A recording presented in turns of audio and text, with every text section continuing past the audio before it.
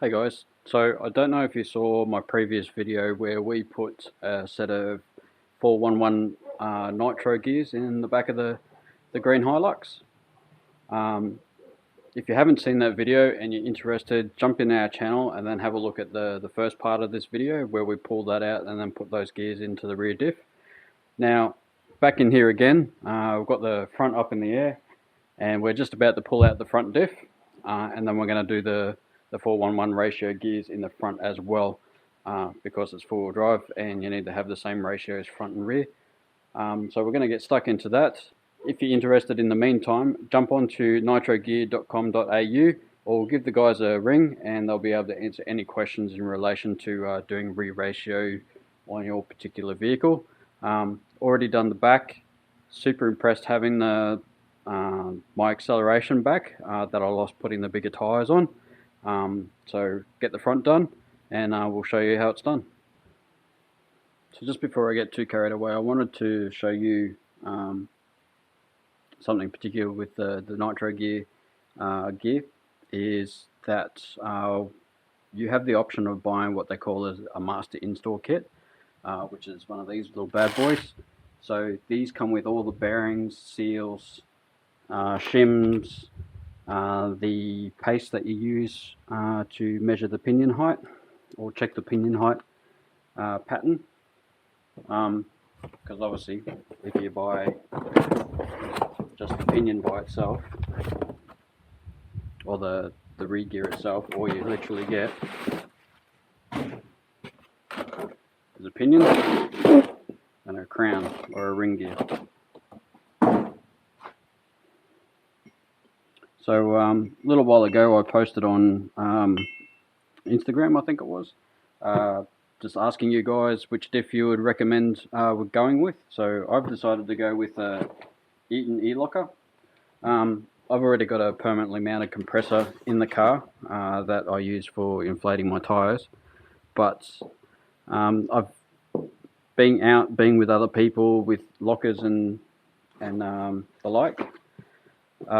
They've always had issue with or had issues with the airlines going to the lockers being pulled off or not being able to repair them out in the track. So the joys with the Eaton E-Locker is it uses 12 volts. So even if you tear a line, tear a power line for this, even if as long as it's not being pulled out of the diff housing itself and you can get to it, you can always like join it, twist it, crimp it, whatever to get it going again. But that's the choice that I have gone with, and it'll work with my road power switchboard that I've got inside, so it'll be a nice neat installation. Although the kit does come with a relay and switches. That's the electromagnet that turns the clutch on, or turns the diff on and off. So they're the goodies going to the front, and let's get stuck into it and show you how to put it all together.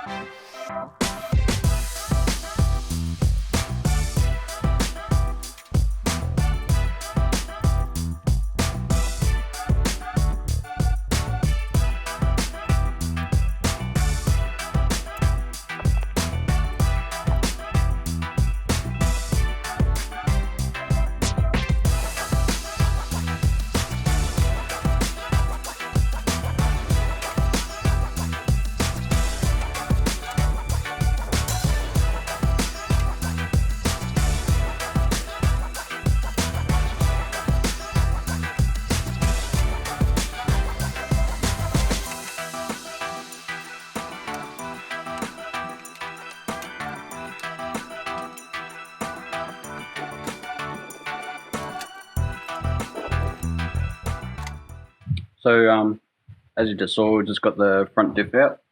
That's it there. I've taken off the half shaft, which is the shaft that goes on the end of here, because obviously the diff sits on one side of the vehicle.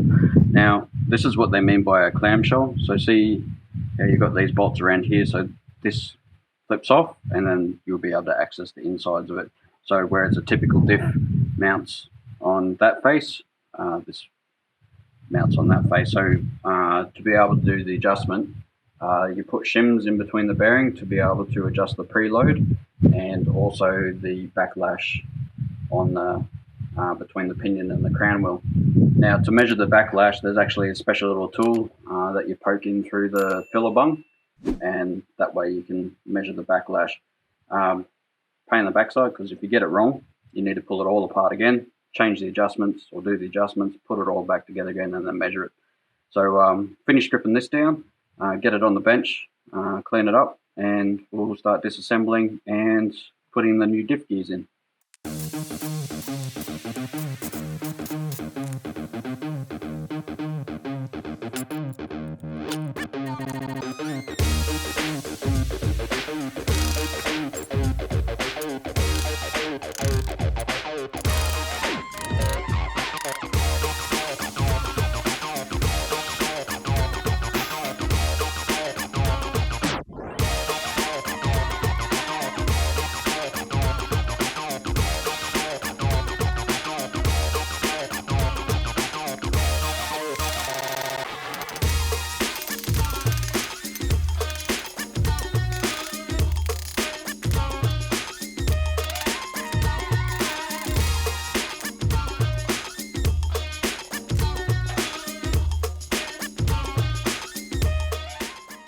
So there you have it, guys. There's the front diff all disassembled. I don't need to go disassembling this any further because I'm going to use the Eaton E-locker and obviously put the new pinion and bearings on that. So we'll clean this up. Just don't want to mix these shims up left and right because they'll be a starting guide for when I set the backlash and the bearing preload when I reassemble the diff. So got the diff cleaned up outside, or the casing cleaned up outside. So this is the Eaton E-locker, which I'm going to put in the front. And we've got our new 411 nitro gears. So I actually had to pull these ones out of the original diff so I can reuse them for the new one. These have their own special instructions. The electromagnet which goes on this face requires some modification to the factory diff housing to make sure that it clears correctly, and also that it engages and allows you to lock that in. So we'll get this assembled and then we'll get on to the rest of it.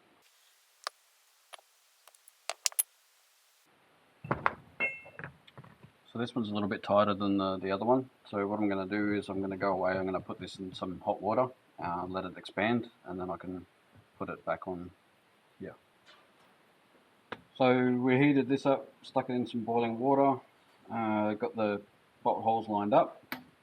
So now we're just going to put the ring gear bolts in and torque them up.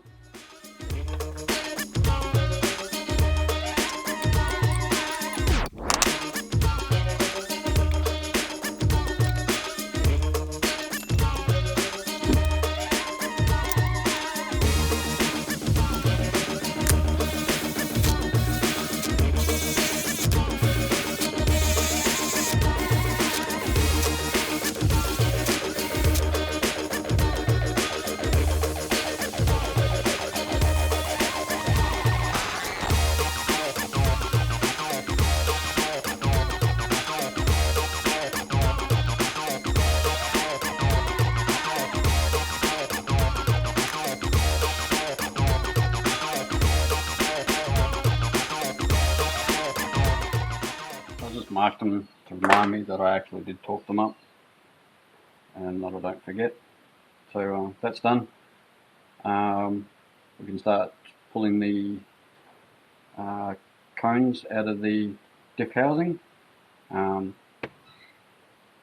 then we can start assembling this together with the end bearings and stuff. But we may need to make that modification to the diff housing as well, so we'll get that disassembled, cleaned up, and then make sure that the magnet for the diff lock fits in properly. So since I turned the camera off last time, a little bit of an update. I am not going to install the diff locker this time around. Unfortunately, the one that I ordered, or the one that arrived, was the wrong height. So although it was designed for 411 gears, it wasn't designed for these thick cut gears. So if you're ever installing these, keep that in mind. Make sure that you get the right locker, and if you're doing the locker at the same time. So I've already assembled the diff and checked the crown wheel height with the spacer, and also the backlash as well. So that's all within spec. So now we're going to finish throwing it back together. So we'll get stuck into it again.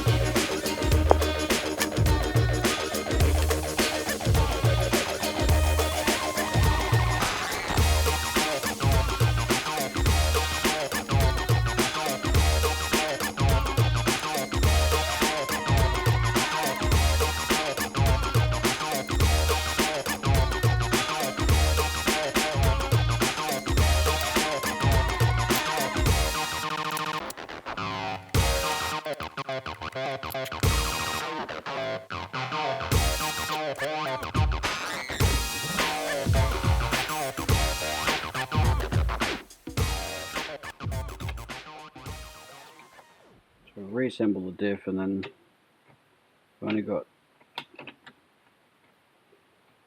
maybe 0.05,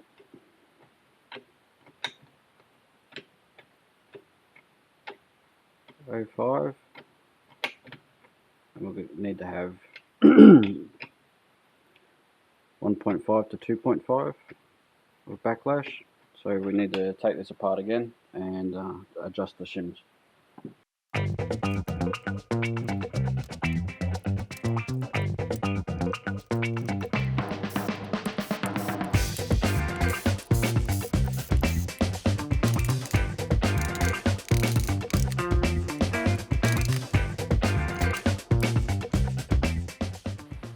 A little bit of mass. I've had to increase the backlash, so which means I need to move the crown wheel further away from the pinion. This is the original washer, adjustment washer, so I need to take thickness away from this and add it to the other side. So I'm putting in this washer to replace that one, and then I'll take out that bush and then place these spacers in there to push the cone this way. So that way we'll keep the bearing preload, but we'll increase the backlash.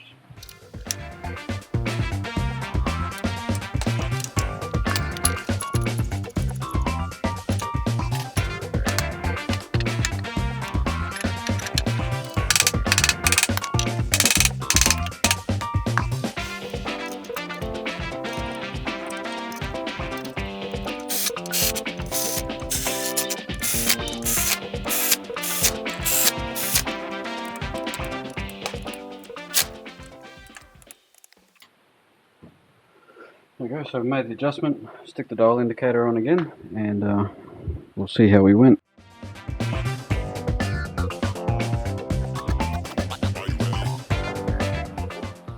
So we've added about another 0.05 backlash, so we have probably 0.1 in total. So we need to get another 0.5 again. So pull apart again, change the shims, and then put it back together again. So had to play around with the shims a little bit, but this is the pattern that I ended up with. Don't know if you can see that. You can see how in the marking paste, the wear pattern is in the middle, both the heel and toe, and the top and the bottom of the ring gear. So pinion height's right, and the backlash is right. So we'll get this back together, get it in the car, and go for a test drive.